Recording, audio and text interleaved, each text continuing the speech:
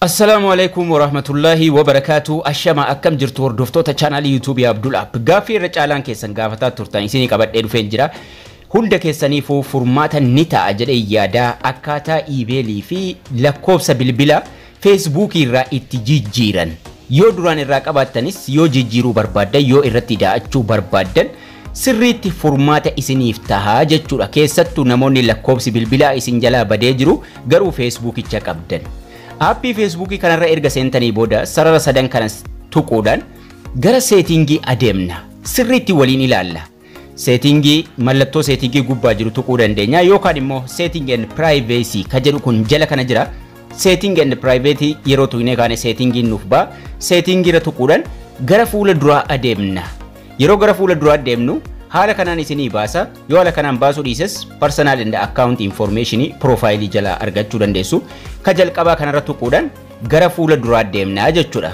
Personal and account information mata duree jedhuun haala kanaan nu baasa. Maqaan Facebookii keenyaa ni jira. Contact info jedhee haala kanaan jalatti nuuf fida. Contact info kanarra tuqanna maanee jiru phone number and email address ka jedhu kanarra tuqachuun gara fuula duraa deemna. Contact info ka jedhu kanarraa jechuudha.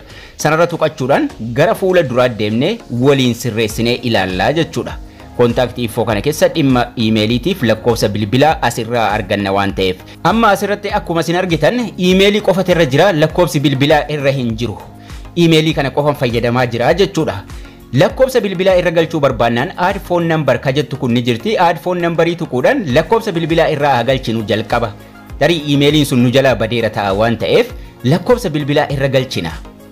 Lakkoofsa bilbilaa add phone numberii yeroo nuti tuynu bakka lakkoofsa itti barreeffannu nu fida.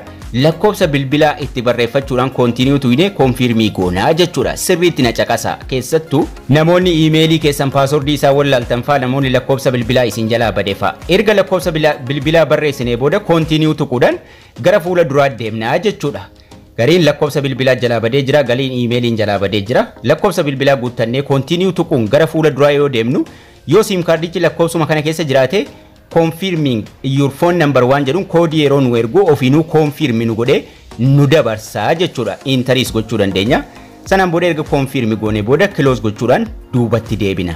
Amma lakkoofsi bilbila irratti nu guutamee jira jechuudha. Lakkoofsicha yeroo isin tuytan confirmed tahuu qaba. Kan pendingis waliin ilaaluudhaan deemna tokkoon isaa jechuudha. Amma lakkoofsichi koodii nu dhufeera waan ta'eef yeroo lakkoofsicha tuynu confirmed jedha. Kana jechuun yoo passwordii daganne isaan deeffachuu dandeenya. Kanaan booda Facebookicha lakkoofsa kanaanis banachuun danda'a jechuudha. Amma lakkoofsaaf emailiin irraa qaba. Emailii kanarraa balleessuun barbaada taanaan balleessuu nan danda'a amma waaniif lakkoofsa bilbilaa irratti guuteera waan ta'eef. Garuu emailii biraa irratti haa galchinu. Emailii biraa isa kana balleessinee ka biraa galchuu barbaannan add email address ka jedhu kun ni jira. Sanirra tuquudhaan emailii biraa immoo itti galfanna. Add email address, add an additional email address. Emailii lammaffaa yookaan emailii ka biraa itti barreeffadhu nu jira. Irratti barreeffannee add email addressii tuquudhaan isas confirmii gochuun dirqamaa jechuudha. Yoo confirmii hin goone hin dalagu jechuudha. Hin dalagu jechuun afaan biraatiin maali? Tokkoffaa Facebook ittiin banachuu hin dandeenyu, lammaffaa yoo passwordiin daganne forget gochuu hin dandeenyu jechuudha yookaan koodiin isarratti nuuf hin ergamu. Erga barreeffannee booda add email address ka jedhu kana tuquudhaan addii goona. Addii ta'ee jira. Irratti nuuf galee jira. Garuu confirmii godhi nuun jedhee gubbaarra nuuf ka'a. Not now amma gochuu hin danda'uudha. Confirm ka jettu kun immoo ammuma koodii emailii kee irratti siif erginee abbaa Facebookii kanaa yookaan immoo asirratti galchuuf eeyyama sii kenninaa nuun jedha. Yookaan immoo emailiidhuma jala jiru sanarra tugna. Emailichi pending jedhaa jira. Emailii nuti galchinee jechuudha. Emailii san jala confirm ka jettu kun biluudhaan ni jirti. Confirm tuquudhaan gara fuula duraa deemna. Confirm tuqnee yeroo gara fuula duraa deemnu sanduuqa koodii emailii irratti nuuf ergame itti guunnu nuuf kennaa jechuudha. So emailii keenyarra yookaan immoo Gmail irra dhaquudhaan koodii emailii irratti nuuf ergame sana finnee itti galchuudhaan confirm goona. Kun asirratti na dhufee jira. Irra tuquudhaan koodii gara emailii keenyaatti nuuf ergame sana copy godhannaa jechuudha. Copy godhannee geessinee achirratti bakka nu kenname Facebookii keenya irratti geessuudhaan achirratti barreessinaa jechuudha. Sanduuqni nuuf kenname ni jira. Bakki koodii irratti barreessan achirratti koodii sana barreessuudhaan jala isaa confirm kan jedhu ni jira. Confirm sana tuquudhaan confirmed goonaa jechuudha. Amma emailichi seenee jira. Confirmii goone garuu waa tokkotti nuu hafa. Emailii keenya Facebookicharra emailii lamatu jira waan ta'eef emailii isa haaraa itti galchine sanarra tuquudhaan maal goona make primary waan jedhu kana irra tuqanna. Confirmid ta'ee jira garuu make primary isii jettu kanarra tuqne akka emailii keenya tokkoffaatti itti fayyadamnaa jechuudha.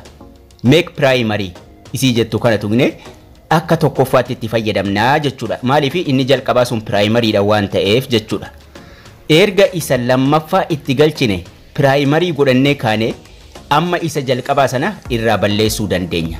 Primary ta'ee jira amma confirmed. Kana jechuun isa dura bakka bu'eera jechuudha. Emailii isa lammaffaa sanarraa isa duraan irraa qabnurra tuquudhaan amma isa ofirraa balleessuu dandeenya. Tarii nama biraa harka yoo jiraate fa'aa jechuudha. Erga emailii haaraa itti galchinee xumurree isa kan balleessuuf irra tuquudhaan jala isaa remove ka jedhu jira. Remove kanarra tuqannaa jechuudha. Isa duraan irra ture irraa balleessaa jirra. Tarii password isaa daganne yookaan nama harka jira waan ta'eef. Remove yeroo tuynu emailii lamman haala kanaan nuu fida. Emailii isa duraan irra ture san jala remove waan jedhu ammallee nuu fida. Remove san tuqnee gara fuula duraa deemnaa jechuudha. Haala kanaan remove email nuun jedha. Remove email ka jedhu kana tuquudhaan ammas irraa remove goonaa jechuudha. Amma emailii isa duraan irra ture sana irraa balleessinee jechuudha. Emailiin duraanii sun amma irraa bade.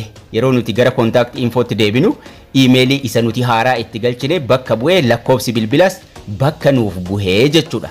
Haala salphaa ta'e kanaan emailii bakka buufanna.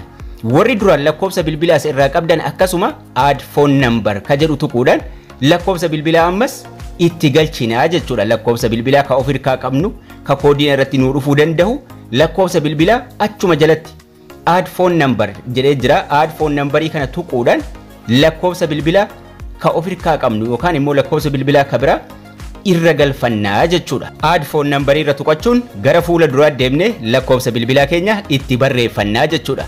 Kana maaliifan isinitti agarsiisaa jira? Namoonni baay'een pendingiidhaan taa'aa jirtu waan ta'eef pending waan jedhuun taa'aa jirtu. Pendingiin sun maal akka ta'e waliin ilaalla. Lakkoofsa bilbilaa erga itti galchinee booda continue tuquudhaan gara fuula duraa adeemna.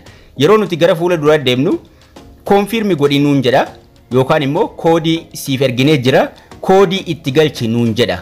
Koodiin sun koodiin nu ergame sana itti galchinee confirm hin goone yoo tahe lakkoofsi bilbilaa sun ammas Facebookii keenyarra maqaadhumaaf irra taa'aa jira malee koodii yoo passwordii jijjiiruu barbaanne yookaan bilbila biraarratti yoo jijjiiruu barbaanne nu fayyadu jechuudha. Maaliif koodii bilbila keenyarratti nu ergame itti galchuudhaan dirqama confirmii gochuu qabnaa jechuudha. Fakkeenyaaf yoo osoo confirming godhin fuula kanarra dabarfanne haala kamiin isinii fida not now fi lakkoofsa bilbilaa sana pending jedha. Kana jechuun ammallee hin mirkaneeffamne. Not now fi confirmii isinii fida dirqama confirm ka jedhu irra tuqxanii koodii isinii dhufe itti galchuudhaan confirm gochuu qabdu jechuudha. Warri haga amma confirming goone confirming keessan achuma jiraata. Confirm yeroo isin tuqxan koodii isinii ergaa jechuudha gara lakkoofsa bilbilaa keessaniitti.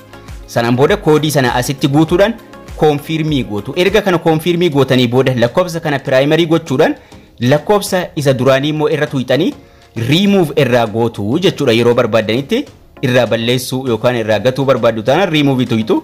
I understand sanduuqa jedhu kanatti raayitii gootanii remove number yeroo isin tuqxan passwordii Facebookii keessanii isin gaafata.